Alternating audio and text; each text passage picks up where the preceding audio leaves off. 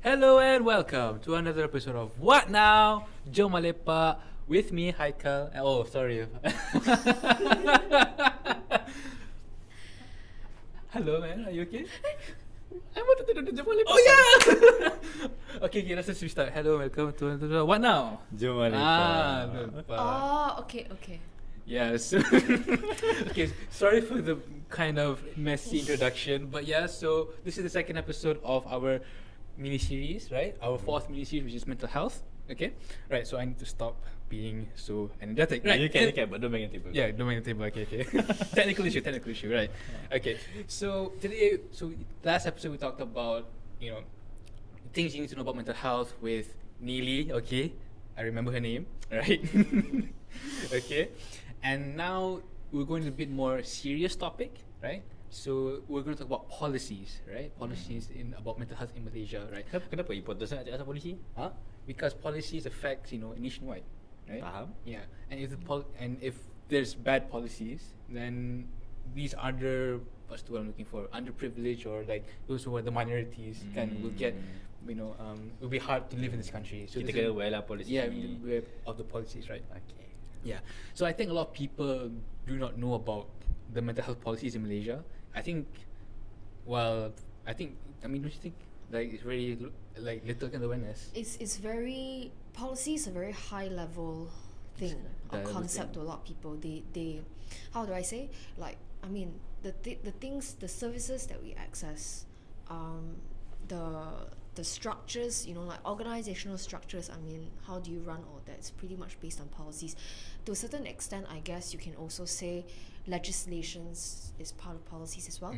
But then again, this is very much within the, like what the government is doing, and unless the public itself takes initiative, or unless they're aware, of how to read policies, how to account the government for policies, otherwise it's not something that is as reachable to the Malaysian public. Yeah, true. And I guess it's important for the rakyat to know about policies. Is that Yes. First is the narrative about opening discussion on mental health, but number two, I think, is also all about putting the spotlight to mental health lah. Yeah, okay. But for a second, like you have to putting the spotlight on mental health. Let's put the spotlight on her first. Oh yeah. It's okay. Hi. Hi. Can you tell me about yourself? Yeah. Sure, thank you. So, hi everyone, my name is Jernell, and I'm the co-founder and advocacy lead of Mental Health Aid Association, or Nyawa. Yeah, so that's pretty much about me. Yep. So technically, all these episodes are from Nyawa lah. Yeah, and she's one of the co-founders. Am I correct? Yes, correct. Co-founder, right? So we're really excited to talk about policies. And honestly, for me and Haziq, especially me, I know a little bit lah. I'm not sure a lot, right? And we're honestly like super excited to like adventure into this new world of policy and everything, right? Sebenarnya Haikal ada bagi homework malam semalam. Baca ni. Ada any of it.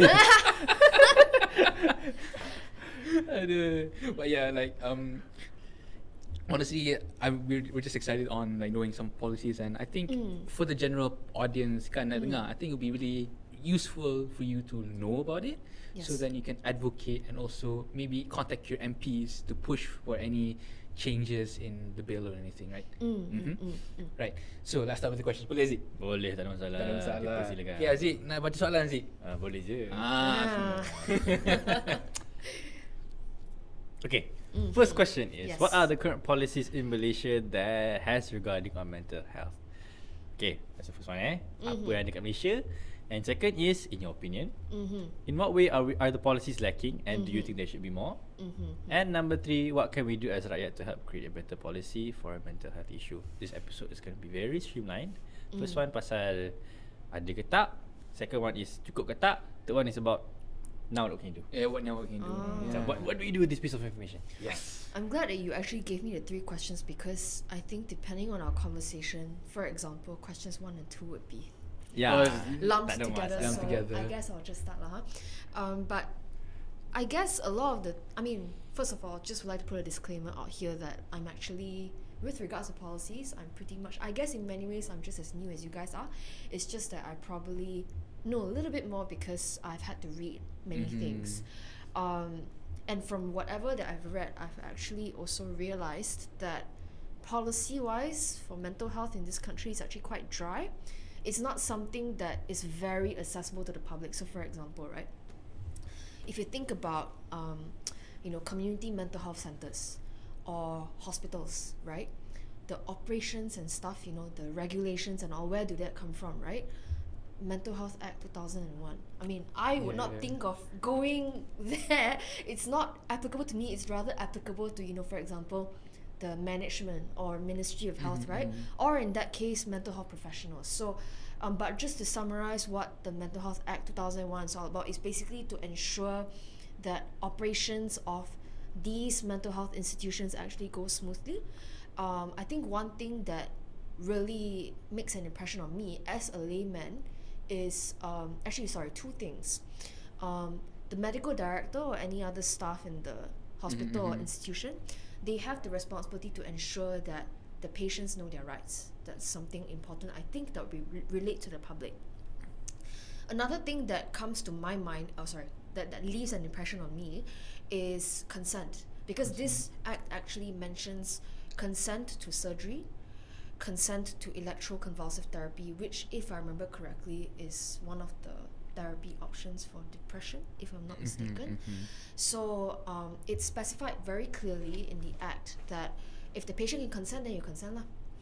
If cannot, then guardian do it. If no guardian is there, or if the patient cannot consent, then there must be 2 attending psychiatrists. So I think this is something, again, that the rakyat should know. So let's say if they get into hospital and if they need to provide consent to procedures, then this provision would help lah. I guess in terms of fun fact with regards to this Mental Health Act 2001, yes, it was passed in 2001. When did it get enforced? 2010. 20 years. When the Mental Health Regulations Act came about. So these two came together, and only after that, the Mental Health Act 2001 was enforced. Lamanya. Ya kan, lama kan. Yeah.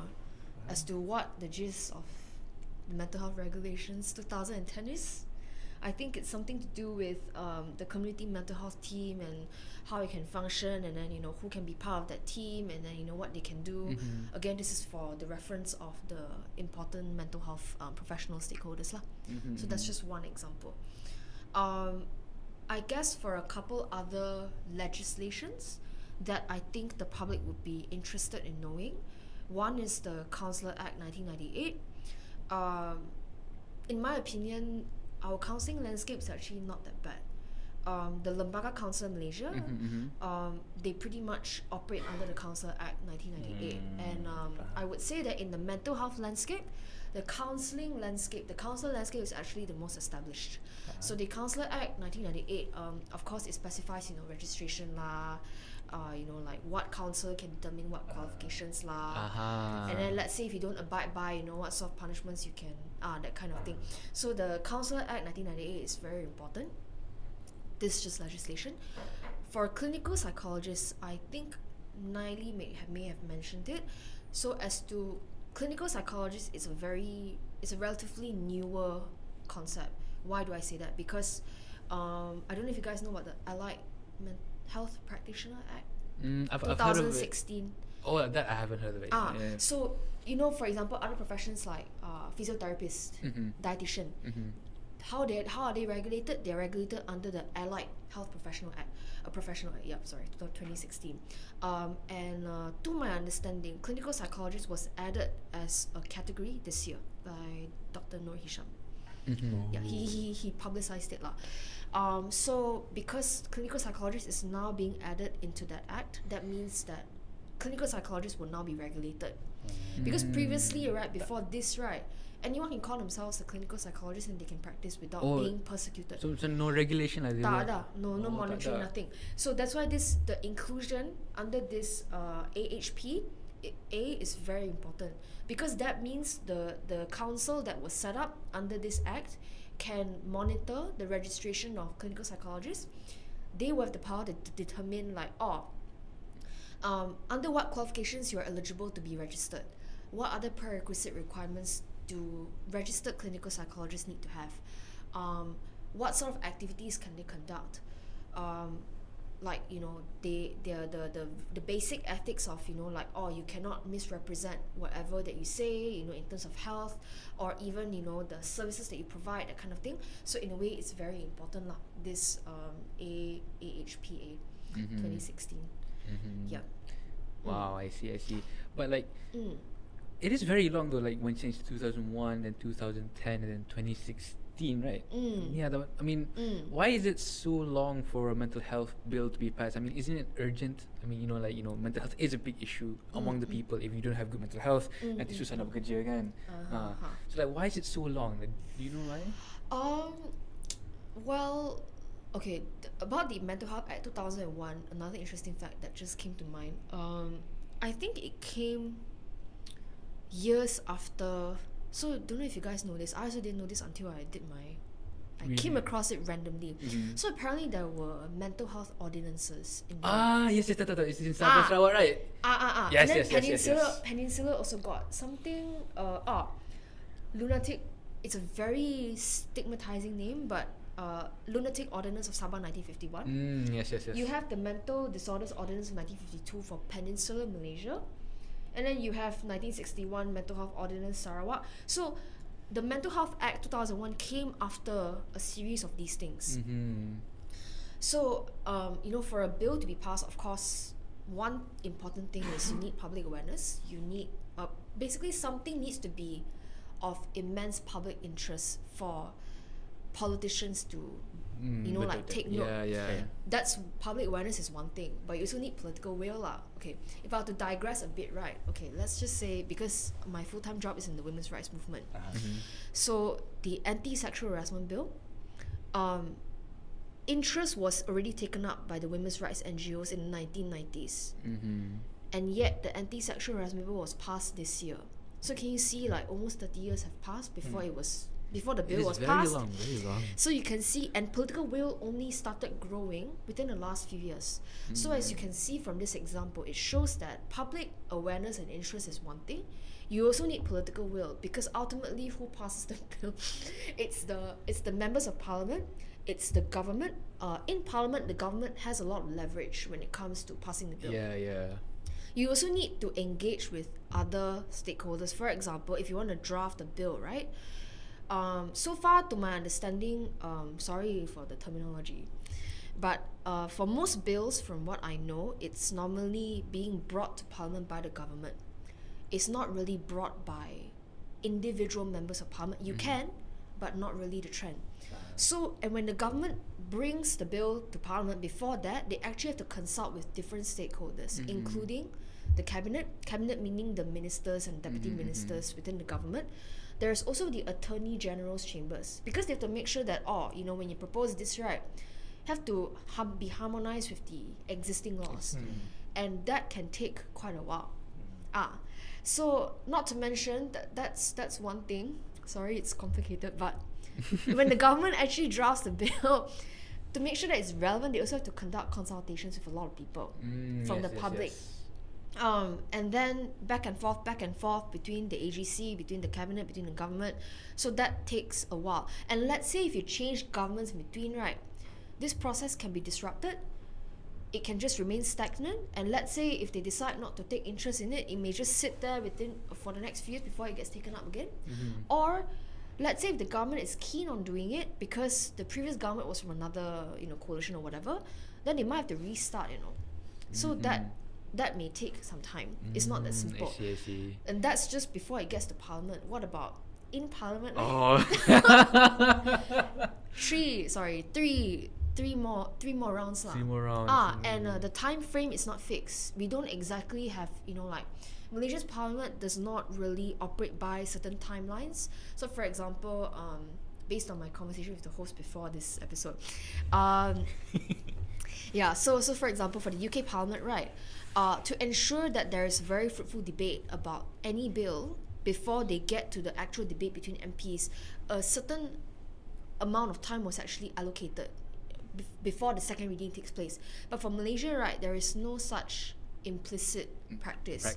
So you can have bills where the first reading may take place now and the second reading may be delayed until months later, or you can have as quick as the first, second, third reading within the same day. So if I were to digress again, the Sexual Offences Against Children Act 2017, that was actually one of the fastest bills that were passed in Malaysia's parliament in history. Wow. Yeah, I think in less than 90 days or something. Because why? Because children's rights. Malaysians are very, very into children's rights, including politicians. And at that time in 2017, there was a very high profile. There were a few high profile child sexual abuse cases, and the public was very invested in it. So there was the momentum to pass the bill as soon as possible to protect the children. Correct. So because of that, first, second, third reading, the interval not so long, and then the MPs had a lot of motivation to do that. So I hope I've answered your question with regards to why it takes so long. I completely understand. I mean, like, I think Haziq's like trying to cramp everything. Sorry. I just had to give you guys like, because the picture is just so damn complicated. But walaupun sangatlah panjang sebabkan complicated kan. Ya, memang. Tapi faham. Yeah, faham. So macam you put it in good layman terms. Oh, yes. Thank you. Yeah, because before I came into the NGO movement, I didn't know anything about this, and I probably would have complained just like anyone else. It's not a bad thing. It's just that because I wasn't aware of the processes, and being in the NGO movement, you also have to know how to engage with the government stakeholders. So and you have to be prepared to make trade-offs because not everything can be achieved at that point in time. So like you may pass a bill now whilst knowing that there are gaps that cannot be addressed now, but you still have to keep campaigning and hopefully expect that these changes that you want to see change be made a few years down the line. And then it's just very complex. It is. I mean, when it comes to government, it's about bureaucracy, and then it's democracy, right? Correct. You have to bincang dengan orang. Correct. And most importantly, the government is actually also in a complex situation because it's not just about accounting for what the civil society organizations say. Yes, we are very human rights centric, but they also have to take into consideration other stakeholders. For example, corporations. Other examples would be grassroots communities. And the thing is, and I mean, I have to say if I have to contrast women's rights and mental health, I would say that mental health is a much more easier landscape to navigate because mental health doesn't involve so much like clashes in religious and cultural beliefs and values. But for women's rights, it's a different story. But then mental health also like let's say if you want to pass a bill, you also have to, in certain provisions, maybe you would have to account for like what the grassroots communities may feel, and is it appropriate or is it suitable to implement right now, or is it much better later, after you do certain things or certain awareness raising like activities to make the rakyat more ready to accept the provision. It's a very complex process. It is a very complex process. What do you think, Haziq? You know what? I'm taking back, what you said to me in the first episode. Apa dia? What did I say to you in the first episode? Apa kau faham? Oh.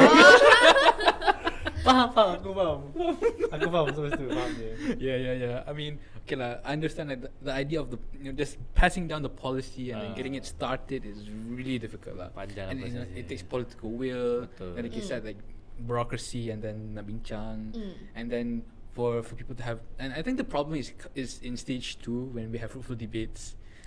Yeah, but all this is just passing lah. There is also another big thing to worry about from my standpoint as part of civil society organisation lah.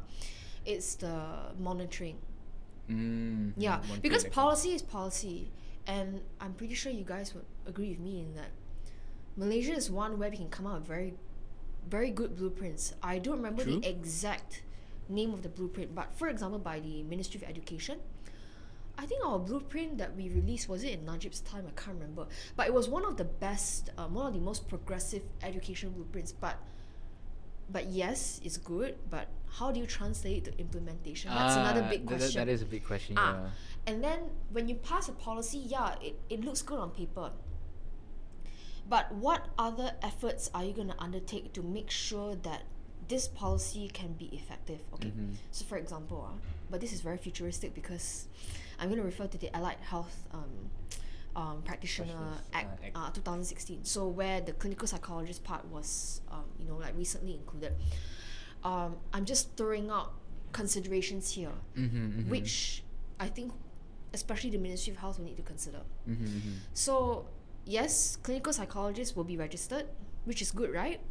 Because that means that the public would have access to fully qualified and registered and credible clinical psychologists. But then there is the question of, can Malaysians equitably access this bunch of professionals or not? So then I will give you guys a few areas to think of. First one, are there enough clinical psychologists to begin with? Right now, off the top of my head, there are only 200 in the country. Whoosh, 200? Yes. What? And then if you look at the National Health and Mobility Survey, how many respondents or how many Malaysians were expected to have mental health problems? 500,000. Wow. The ratio enough or not? No, right. But not to criticize Ministry of Health, but this is the reality that we're facing. Okay, availability is one thing. So right now, I think as we all know, the demand of psychology is increasing, right? Among students who want to, pursue this area. Fine. Okay. Bachelor's psychology, not a problem, but how do you get clinical psychologists through what? Masters of Clinical Psychology, right? And how many programs out there in this country that would allow these students to come in? Not many. Public universities, you have UKM. Okay. Private, I don't remember how many, but I know help because I came from health. Sorry, but I think there are a few more private universities that are beginning to offer. I think Taylor's is one of them, and Sunway, I can't remember, but possibly yes. So per program, how many can you take? 20, 25? And then if you look at it in the long term, how can you can't the rakyat cannot sustainably expect a drastic increase to cater to their needs, right? So that's another issue to take into consideration. And with going back to the 200 clinical psychologists right now, right? What else do you need them not just to deliver services, you also need them to train and supervise the trainees under the master's programs. And if they're not enough, even if you have an influx into the public and private, how can you service these interns? And can these interns then, successfully progress to become clinical psychologists within X number of years? That's another consideration. Another one, public hospitals got positions or not? Like the doctors, right? Correct, not? The hotel doctor. Okay, so we have a glut, right, in the medical system. So housemen, you have so many medical graduates being churned out of public and private universities. But do you have enough? In our hospitals right now, do we have enough positions for housemen to go in? No, because the old ones, let's say if you have to repeat, they take up the limited spots. So the new ones have to wait for how long? Of course, clinical psychology is a developing field. So in that sense, the glut is not that bad. But, the Ministry of Health has to increase the number of positions, right? So that's another problem, no? And then sorry, but there's so many things to think about. So, yes, the need is great. Your supply is not yet enough. What about demand? Got or not? Demand is another thing because I think increasingly more Malaysians are aware of the need to access mental health care, but the reality is, do they actually know that they can look to clinical psychologists for help? I'm not so sure, because people know about counsellors, people know about psychiatrists. I have family members in my community who do not know the difference between psychiatrists and clinical psychologists. Wow. Mostly people, the first thing they think about, general layman, first thing they'll think of if they want to have mental health care, right, they go straight to the psychiatrist. Most people know about is just medication. What they don't know about is that clinical psychologists, I think Nelly would have expressed it, is that they offer therapy, psychotherapy. And I think what a lot of the public is still yet to know about is that medications don't work for all mental disorders in all situations. It can be useful in managing acute symptoms, but ultimately, if you really want to manage your symptoms better in the long run, you need either psychotherapy or psychotherapy with medications. So that's where you go to the clinical psychologist for psychotherapy, ma. So you have factors that bar Malaysians from accessing clinical psychologists. Things like stigma and discrimination.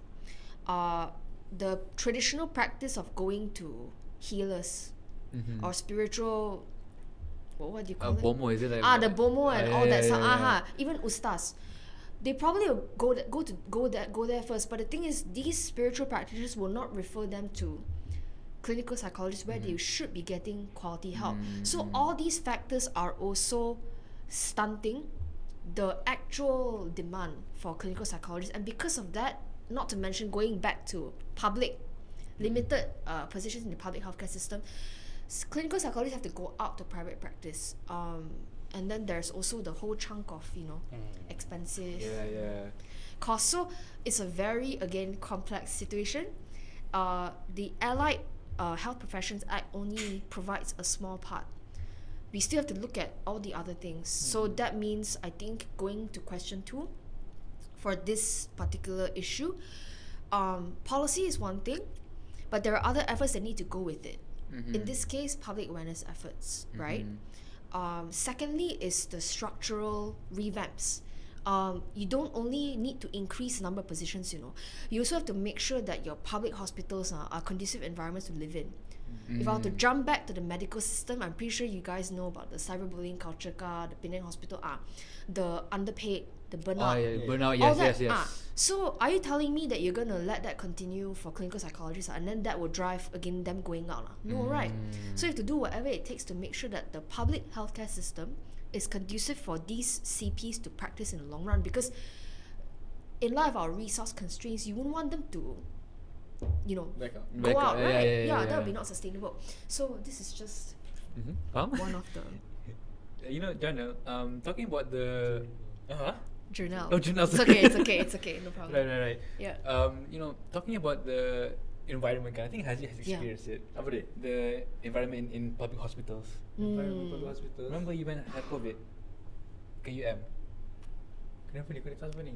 No, we're talking about the environment in public hospitals. Okay. How it's very not conducive. Everybody's like kecoh here and there. Oh, kau nak cakap dekat tu. Oh. Which one? Okay, Ya Allah. No. He just wanted to support about how I have experienced. I was in quarantine once. Oh, and, okay.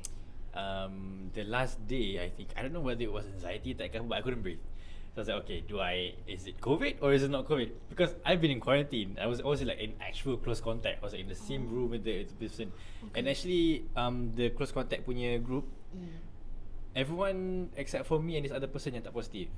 So it was worrying lah. Macam okay, and this is my last day. I should be out by today. But then I was like, okay, but now I'm having difficulty breathing.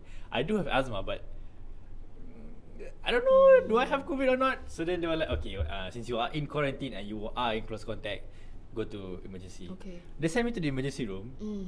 Emergency punya department lah. But I was just there like trying to find what to do. Like, do I go here? Do I go there? What do I do? They just dropped me off there and then they just left me there. I was like, okay, what to do? Tapi macam also in my experience tau, macam when I wanted to take the ADHD kan tadi. Yes. Yeah, so in my klinik kesihatan, there's only one psychologist. Yeah, that's the thing, because how do I say it? Like the distribution of, I think counsellors are quite well done by the Ministry of Health in terms of their distribution in community mental health care centres or primary clinics.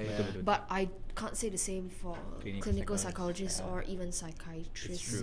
Not to mention I cannot remember off the top of my head for the ratio, but for the psychiatrist distribution across the country, it's actually very, very inequitable. So you have an oversaturation in places like Putrajaya, but the rest of the other state, there are actually 2 to 3 states where it's too much. But the other states, way below average. And that's just psychiatrists in secondary or tertiary hospitals. We haven't even gone to I don't even know about the stats of the other mental health professions across all levels. And that's why I think there's the fact of having, like, it's important to have an integrated mental health care system. When I say integrated, I mean I mean, of course, it's very important to focus on, psychiatrist, counselor, and clinical psychologist distribution across mental health centers in the country, including, do you guys know Mentari? I don't think so. Mentari is a community mental health care center concept. It was set up by the Ministry of Health, I can't remember how many years ago, but it's meant to be a center that provides, it's like a sort of like a one-stop like place where the rakyat can get access mental health services, including rehabilitation, or so and all sorts of therapy at very affordable prices, which is a very good concept. So that's one thing. But I also like to draw attention to the multidimensional nature of mental health, and I'll relate it back to what I know from the women's rights movement. Because, for example, right, gender-based violence, right? Gender-based violence also has a mental health aspect, right? Same thing goes for, substance abuse, or any other, any other issue that we deal in life. There's always a mental health aspect to it. So going back to gender-based violence, right? Yes, it's important that we have mental health care professionals, but let's say, if a domestic violence victim goes to the hospital, they probably won't go to the psychiatrist first, right? Because they will go to elsewhere first, right? For example, for domestic violence victim, according to what we have here in Malaysia, they would probably go to the one stop crisis center, OSCC, which is in the emergency department. That's where they get treatment for whatever physical injuries they have, and there's a police desk where they can lodge reports, blah blah blah, social worker, right? So there are technically no mental health professionals there unless there is capacity. So in that case, then mental health is not just about receiving diagnosis and getting treatment after that. It's also down to how the frontliners treat the person who accesses the services. So that means nurses, ordinary medical doctors, and let's say if they go to the police station, the police officers, right? So if they engage in things that can trigger further mental health effects that are negative within the victim, things like victim blaming. So you also need mental health training, basic stuff, basic mental health or psychological aid, like being delivered to these people. So that's why if you go back to the National Strategic Plan for Mental Health 2020-2025 issued by the Ministry of Health, right, you will see that there is a part where they talk about these trainings, because the Ministry of Health would understand that you can't just rely purely on the mental health care professionals to be able to provide some degree to provide mental health care services, because it's much more than that. It encompasses a lot of things, and sensitivity is one important thing, and it can be a crucial determinant in either helping survivors get the help that they need, or in worst case scenario worsening their effects, which may impede them or prevent them from going for further help. I see. Okay. Sorry, it's no. It's like this is why I pandang him, and because I just like to see his reaction.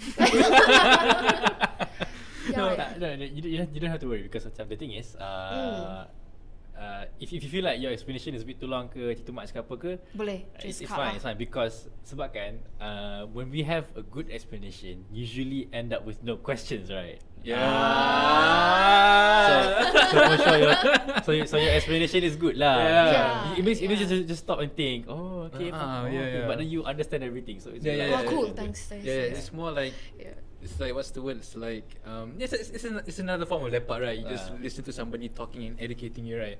And that's what one of Jom Ah Lepak is all about. So it's not. I mean, I guess there's a conflict. Between how we advocate for or talk about issues and what they actually are. So through how I explained to you guys about the relationship between mental health and gender-based violence, you can see they're interconnected, right? But in reality, if you go to the mental health landscape, you will find that they focus a lot, and I mean understandably the constraints and how to explain to the public and how it relates to them. So unfortunately, the mental health civil society landscape, they focus very hardcore on mental health itself, but then we also sometimes have to remember that mental health intersects with a lot of issues. Betul. Yeah, betul. and there are some areas of mental health where it's a lot more stigmatized compared to other areas of mental health. So if you talk about mental health services in general, I think a lot of us will agree there are pretty much no objections lah. But if you try to go into other areas that are more controversial, like substance abuse, drug okay, Drug abuse. not that I know much about this landscape, but I'm just putting it out here. Should drug addicts receive mental health treatment, and what are the resources that we can allocate to them? So basically, mental health services allocated to very, very highly stigmatized groups. That's something that I think at one point will have to be explored, but later lah. Yeah, later lah. Because it's just too much to digest. We haven't even gotten to the most mainstream one. We haven't made full sense of the mainstream parts yet. You know what? We need part 2 with Jernell next Betul. time. You know. So after you done macam dah explain semua pasal macam polisi and how much it affects and how long it takes to do these things, macam how important it is, the implementation. We're talking about policies now, but then it's also very important how to implement it. I think you can go into the question lah. Apa yang kita orang sebagai rakyat boleh tolong? Kita boleh ke tolong dalam proses implement tu, ataupun it's just entirely the government, because we are not the government lah. Right? So kita nak tahu macam mana, dekat mana kita orang boleh tolong, kat mana kita orang to speed up the process so that it doesn't become from 2001 2010. I think I don't know, like this is something like I want to add on, like macam if I'm not mistaken, like since we're living under a democracy, right? So we are supposed to contact our MPs, am I correct? To Yes, push correct. That's the first step, am I correct? Yes, the big stuff. So if I were to bring my NGO experience here, I mean, I actually didn't know, I never knew that. Actually, you probably knew way before me. I actually didn't know that we can contact the MP until when I entered the NGO landscape. And it was through my full-time job that I realized, actually, we should be establishing very concrete lines of communication with ADUNs and MPs, especially MPs. Do you know why? It's about for NGOs, we probably have a distinct advantage because I'm going technical again. In Parliament, right? In sessions where the MPs ask the government minister or whatever, I don't know if you guys have seen Parliament sessions ongoing, like the speaker would say, question 1. And then the minister would answer, given a certain time slot to answer. So these parliamentary questions, where do they come from? Yes, the MPs draft them. One of the sources that they go to for information or on what to ask is actually the NGOs. So that's one of the very important channels of communication between the NGOs and the MPs, and through that the government, and after that the government, so that when it's brought up in a public arena because Parliament is live, right? YouTube. So when the rakyat watches it, right, if they previously didn't know that this issue is important, then through what the MP raised, they sort of like, it's some form of awareness. So in a way, it's very important.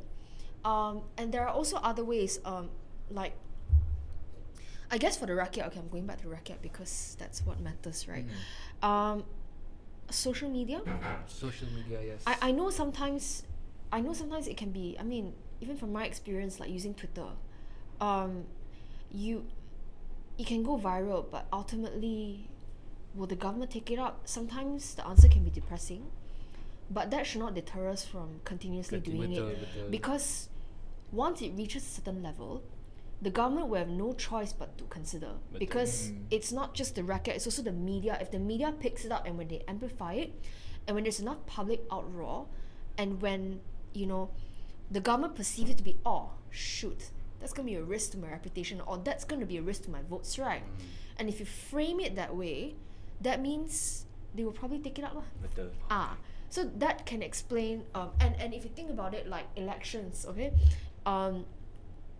When the government obviously has to have to prioritize certain issues to get public popularity, betul, right? Betul. That's how things like that. I mean, going back to the anti-sexualism bill, right? I mean, years back it wouldn't have garnered, the popularity, but in the last few years, it has been appearing in the political party or coalition's manifesto. So, and it reflects they're doing it because, practically speaking, it reflects the rakyat's concern, right? So that's why I keep making noise. That's one. So don't underestimate the power of social media, because teenagers, youth have posted videos on Yes, that TikTok, is true. Twitter that That is ended up true. going viral. Things like cyberbullying, because of high-profile cases, have gotten the government's attention because it was just so sensational. So shouldn't underestimate the power of social media. That's one. Two is following from this, the budget, right? Do you guys know about Yeah, the budget 2023, yeah. So if you guys roughly remember, like budget 20 last year, when the MOF, Ministry of Finance, when they have tabled the budget, 70 million was allocated for mental health, right? Yeah. But then our government is not exactly the best in providing detailed information, right? So I don't know whether they picked up, but CSOs do ask questions through the media, through public press statements, or through their closed door engagements with the government, like what has happened to the 70 million? How are you going to allocate it? The government may take time for the government to become more transparent about their expenditure, but to keep asking, at least you're telling the government indirectly that it actually matters to us that we know where the money is going. You told us we're using 70,000 of where it's going. 70 million, but where like how much of it goes? Because if I'm not mistaken, Tengku Zafrul mentioned 70 million goes to like strengthening of CSOs or something, advocacy programs, blah blah blah. So you can ask like, out of 70 million, like how much goes to the advocacy programs, and where were the advocacy programs conducted? What was the impact of the advocacy programs? Because obviously you wouldn't just do it for no reason, right? Or else be wasting public money. And given all the recent, 1MDB, and finally Najib went to jail, and all the other transparency, the corruption practices, then I guess the government is much more sensitive now to accountability. So if we press the right buttons, if you ask them about budget, they will have no choice in some cases to actually provide answers. Yep. Okay. Going through this session for me, this is personally for me because it felt like I'm in a debate seminar. I don't know, because like this is kind of like the thing that I would go through for debating, like I would go through these things, and for me it just reminisces back to a lot of debate memories, But overall, it was a very nice explanation, very Thank you. detailed, and I think it teaches a lot about about our country and our system. To be honest, I was expecting more about mental health, like there's the stories about mental health kan. Tapi macam banyak sangat information yang pasal how the government works, so it was a lot. Yeah, it was a lot. It was a lot of information, but I learned a lot as well. Yeah. Thank you. Sebab Thank you. Yeah, because I think like learning the process will actually help us, know what to combat, or like know what to advocate, know how things will work, So I think laying these terms and these process, I think it will really help us and the rakyat to know what to do next. Yeah. Not just pasal mental health lah. Yeah, pasal mental benda lain health. boleh juga. Just Because anti- if you just focus on mental health policies, like there may be a very limited effect in effectiveness, because you know why? Because the underlying systems are not improved. When I say underlying systems, I mean the political system, the budgetary processes. You can even go as far parliamentary processes. The parliament, for example, if you really want good policies, right? If you really want to be inclusive, you need to have a space that allows for constructive debate. And where does that go back to? Parliamentary processes, right? And if you want policies to be implemented properly, you need money. Where does the money come from? The budgetary processes, the Ministry of Finance. And then, if you want your needs to be addressed, to be heard, you need good politicians, and you need parties that are accountable. And where does that go back to? Political financing, your political party mechanisms. I know it's crazy, because I realized the impact of all this within the span of the last 1.5 years. But to fundamentally, allow for very good mental health policies to be implemented alongside other policies that may be more important to the rakyat. For example, food security, right? Transportation. You still need to go back to the systems, which is why you see some MPs. There are actually some MPs out there. I can't remember. Sorry, but there are a few MPs who focus a lot on these systems, and it's because not just a political interest, but I think they also understand that if you really want to have a better Malaysia that, you know, provides for the rakyat's needs more inclusively, you need to address these systems first. Sorry, and that includes corruption and transparency. Yeah, that's right. What an episode, man. What an episode. Yes. No. It was so engaging for me. It felt so interesting for me lah. Interesting. Yeah, it's interesting like macam from I don't know what to say lah, but like it's just so cool. Thank you. From understanding the importance of mental health policies to going to straight into macam mana polisi tu ada. Okay lah. Yeah, I Then think apa yang kita boleh buat kan? Yeah. So I think we'll just wrap up this episode. But if you guys want part 2, you can always like hit the comments and subscribe, and and we can ask Jernell to come back and talk about other stuff. Sure. But anyways, thank you for listening to the second episode of our mini series, right? And before we depart, do you have any last words, both of you guys? Thank you. Thank you very much for having me. I think that's my expose has been quite a bit, right? Yeah, it is thank you for the explanations and for the very detailed and very easy to understand, right? Boleh nampak lah the passion and understanding. Yeah. Thank you. I mean, if I were to explain something I was passionate about, I would be going on. Yeah. Yep. Anyways, so you can follow Nyawa on Instagram, Twitter, and I think it's just Instagram and Twitter. okay, Instagram and Twitter, right? And you can follow Jom Ah Lepak on YouTube, Instagram, Facebook, and LinkedIn. Yeah. So remember to listen to the next episode where we talk with Chu, right? About how what was that episode again? We're just talking about mental health and self-care lah. Yeah, mental health and self-care. Right. That is all from us. Tune in to the next episode, and we'll see you then. Goodbye. Thank you.